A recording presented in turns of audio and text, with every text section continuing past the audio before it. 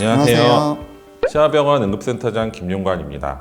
시아병원 정신건강의학과 유도현입니다. 그야말로 화제의 드라마죠. 더 글로리. 요즘 아주 핫합니다. 저도 좀 재밌게 봤는데 의학적으로 좀 할 얘기가 많다고 생각해서 오늘 유도현 과장님과 한번 얘기해보고 싶어서 어떠셨어요? 저도 재밌게 봤습니다.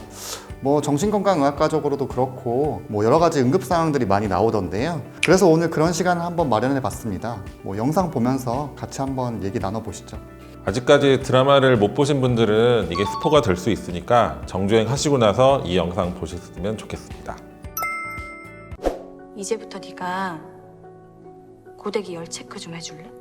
화상을 입게 하거나 일부러 이런 장면이 나오는데 통증이 되게 심할 테고 이 정도 화상은 제가 봤을 때 심부 2도에서 좀 더 심하면 3도 화상 정도는 될 것 같거든요. 흉도 아마 이게 평생 남을 테고 이제 치료도 사실 되게 오래 걸리고 이런 경우 응급처치는 드레싱을 화상 연고 이런 걸 포함해서 이제 드레싱을 받아야 되고요. 그리고 거의 데일리로 아니면 하루에 2번 이상 하는 경우도 있고 매일매일 드레싱을 잘 받아야 합니다. 그리고 이런 정도의 화상은 개인이 하면 안 되고 무조건 병원에 오셔서 살균이 된 상태에서 드레싱을 잘 받으셔야 되고 추가적으로 파상풍이나 항생제 주사도 맞는 게 좋습니다.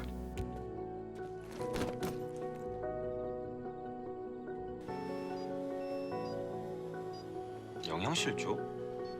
센터장님이 영양실조로 이렇게 쓰러져서 그 응급실에 실려 오는 환자 실제로 많이 보셨죠? 요즘에 영양실조라고 해서 아예 못 먹어서 이렇게 오는 경우는 별로 없는 것 같고요. 대부분 이제 연세 있으신 분들이 독거노인들이나 이런 분들이 몸 상태가 안 좋으니까 이제 잘 차려 먹지 못하고 이러셔서 다른 병이 같이 동반돼서 이렇게 오는 경우가 사실 많습니다. 이렇게 그 꽃으로도 현식의 응급 반응 같이 이렇게 생길 수가 있는 건가요? 개인마다 다르지만 꽃에 알러지가 있는 분들이 있긴 있어서 사실 알러지 반응하고 천식은 크게 다른 게 아니거든요. 이제 알러지가 유발되면서 이제 천식이 있는 분들은 그게 더 악화되거나 이런 상황이 발생한 걸로 해서 지금 드라마에서는 묘사를 하고 있는 것 같은데 상당히 위험할 수 있습니다. 흡입기가 없으면 어떻게 좀 응급처치를 해야 될지 이렇게 좀 알려주실 수 있을까요? 이 상황에서는 숨을 잘 쉬게 하는 게 제일 문제인데 이제 기도가 일시적으로 염증이 생기면서 좁아지는 상태라 아주 응급한 상황에서 의사라면 기도에 여기 구멍을 뚫어서 숨을 쉬게 한다던가 여러 가지 방법이 있겠지만 일반 분들은 제가 많이 생각해 봤는데 결국에는 응급실에 빨리 모시고 오시는 게 가장 좋은 방법일 것 같습니다.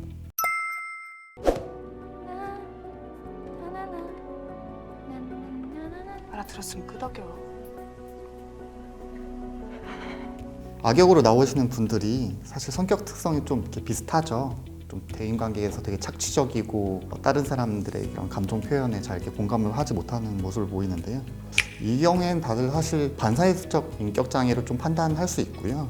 최혜성 같은 경우에는 좀 다르죠. 이런 인격 장애를 나눌 때 A군, B군, C군 이렇게 인격 장애를 나누는데 반사회성 그 인격장애 같은 경우는 B군 성격장애에 속합니다. 최혜정은 약간 이렇게 다른 사람한테 좀 착취적으로 인간관계를 한다기보다는 과도하게 좀 이렇게 다른 사람들이 하라는 대로 좀 하고 다른 사람을 따라하려고 하고 착취를 당하면서도 다른 사람들이랑 잘 어울리는 이런 의존성 인격장애로 볼 수 있습니다. 좀 차이가 있다면 본인이 이렇게 무슨 일을 할 때 결정하지 못하고 다른 사람이 이렇게 하라는 대로 꼭 해야지 그걸 할 수 있다든지 해서 차이를 볼 수 있을 것 같습니다. 아버지가 죽으면 올 테니까 메스루스 주여정 선생님이 나한테 달려오라고. 강영천은 사이코패스로 보는 게 맞겠죠? 치료가 가능할까요? 이 강영천이라는 사람이 오히려 더 전형적인 반사회적 인격 장애라고 좀 볼 수 있을 것 같아요. 이렇게 사회적 규범으로도 많이 벗어나는 행동을 자꾸 하고 또 전혀 거기에서 죄책감도 느끼지 않고 하는 면을 봤을 때 더 그럴 것 같고요.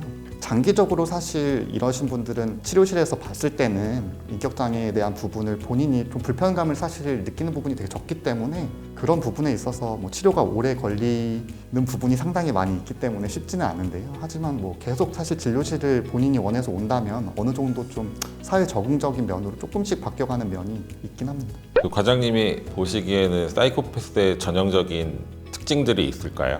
제일 중요한 거는 공감 능력이 상당히 떨어진다는 거죠. 그리고 대인관계가 되게 착취적이라는 면이 있고, 다른 사람들도 어느 사람은 약간 그런 면이 조금씩은 있는데, 예를 들어 뭐 요새는 뭐 소시오패스라는 말도 있잖아요. 제일 구별이 된다면 사실 이렇게 사회 규범에서 벗어나는 행동을 자꾸 하는 거겠죠. 뭐 반사회적 인격장애의 경우에는 사실 성인기에 딱 그렇게 진단되는 게 아니고, 보통은 이런 중학교나 이런 시기부터 후행장애로 진단돼서 이렇게 발전되는 경우가 많아서 뭐 그런 부분이 좀 차이점인 것 같습니다.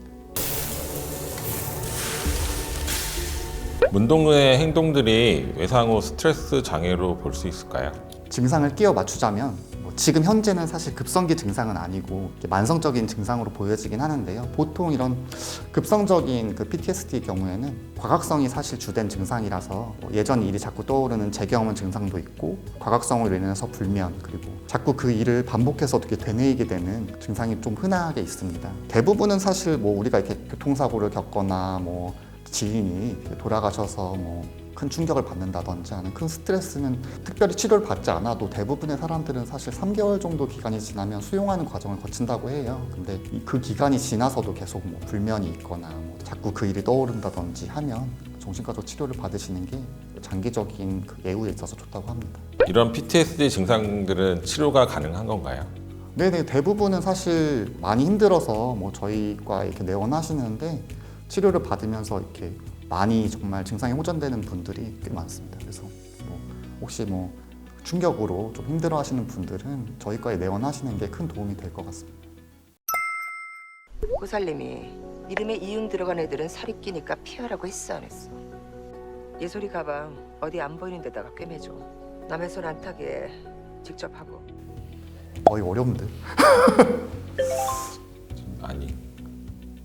근데 뭐 저는 정도의 차이라고 생각하긴 하는데, 누구나 이렇게 답을 원하는 마음이 있잖아요. 약간 이렇게 인생의 답을 구하고 싶은 마음. 그래서 뭐 취미로 가는 건 나쁘지 않은데, 뭐 가끔 보면은 진짜 뭐 사이비에 빠져서 뭐 아들이 잘 되려고 본인 전 재산을 뭐 종교에 헌납한다든지, 이건 좀 사회적으로 문제가 있잖아요. 그래서 뭐 적절한 수준을 넘어섰을 때는 당연히 병원에 가야 되지 않나 이렇게 생각을 합니다. 글쎄, 이 정도는 그냥 자신의 어떤 안심을 위해서 어떤 일을 처리하고 날 때 뭐 안심할 수 있고 재력이나 이런 범위 내에서 하는 거는 괜찮지 않을까, 뭐 그런 생각도 들어서 저는 병원에까지 올 정도는 아니라고 생각을 합니다. 푼돈으로 방금 내가 제 하늘이 됐어.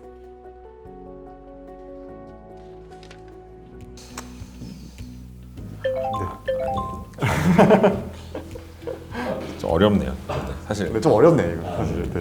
이런 문제로 응급실에서 이런 그쵸. 예, 응급실에 환자가 온 적이 없기 때문에 저는 아니라고 했고, 여기 나오는 뭐 이렇게 박연진처럼 이렇게 모든 문제를 돈으로 해결할 정도로 돈이 많은 사람이 흔하지 않으니까요. 저도 뭐 진료실에 오신 분은 이렇게 본 적은 없는 것 같은데. 친구들 선물. 얘들아 고마워. 서프라이즈. 기케 박연진과. 집착. 이건 이거 좀 애매한. 뭐 굳이 갈 필요까지는 없을 것 같긴 한데, 뭐 정신병동에 있는데 그거를 이렇게 브이로그로 올린다든지 이런 것도 되게 흔하게 있어요. 그래서 교과서에도 보면 이렇게 사회적, 직업적인 문제가 있다 뭐 이런 문구가 항상 있거든요. 그래서 그런 부분이 제일 중요한 것 같아요. 누가 봐도 좀 심하다 이런 부분이 뭐 있는 경우에는 이렇게 내원을 하시는 거니까요.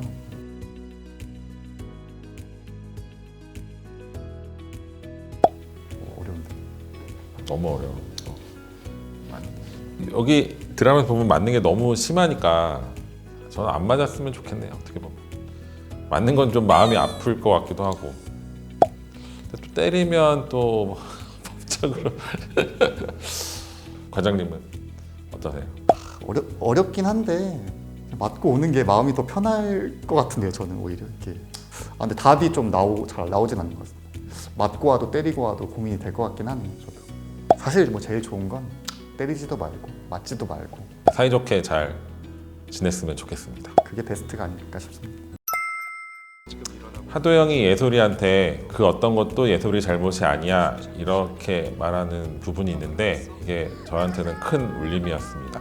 누군가가 자책하고 있을 때 어떤 힘이 되는 말을 옆에서 해줄 수 있다면 굉장히 힘이 나고 좋은 일이 될 것 같습니다. 그 왜 마지막에 문동은이 죽으려고 자살하려고 이렇게 가는데 그 남자 주인공 어머니가 갑자기 약간 신이 이렇게 보내준 것처럼 와가지고 막 얘기를 해서 자살을 막는 장면이 있잖아요. 그래서 우울하고 불안하거나 뭐 하여튼 힘든 일이 있으실 때 사실 주변에 누가 이렇게 도와주는 사람이 있으면 그 힘든 시기를 좀 이렇게 벗어날 수 있거든요. 뭐 그런 분이 없으시면 정신과에 내원하셔서 좀 도움을 받을 수도 있고요. 좀 너무 부담 가지시 마시고 이렇게 도움을 구하셨으면 좋겠습니다.